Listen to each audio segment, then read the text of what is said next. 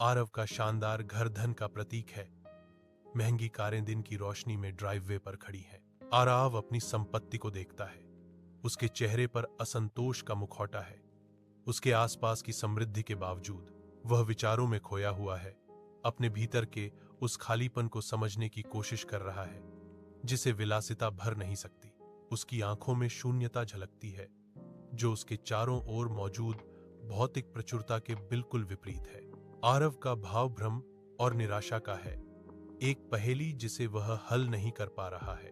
सब कुछ होने के बावजूद मैं खुश क्यों नहीं हूं? आरव पूछता है।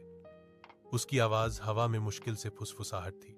आरव राहुल के साधारण घर पहुंचता है जो तेज धूप में एक साधारण झोपड़ी है।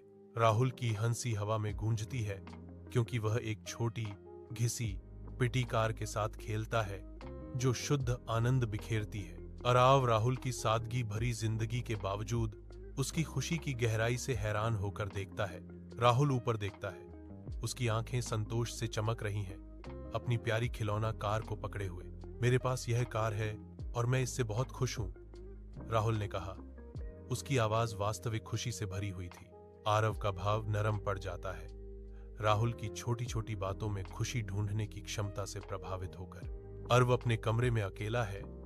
उसके चारों ओर परछाइयां गहरी हो रही हैं क्योंकि वह राहुल पर विचार करता है। अचानक एहसास होता है, लालच कहीं नहीं ले जाता, खुशी का खोखला वादा। उसकी आंखें नरम हो जाती हैं। एक नई समझ उस महत्वाकांक्षा की जगह लेती है जो कभी इतनी चमक से जलती थी। उस पर एक शांत संकल्प छा जाता है, वर्तमान जीवन में शांति खोजने का निर्णय। अब मैं समझ गया कि सच्ची खुशी क्या है। वह फुसफुसाता है। शब्दों में एक नया वजन है। उसके भीतर आशा की एक किरण जलती है, दूसरों के साथ इस नए ज्ञान को साझा करने की इच्छा।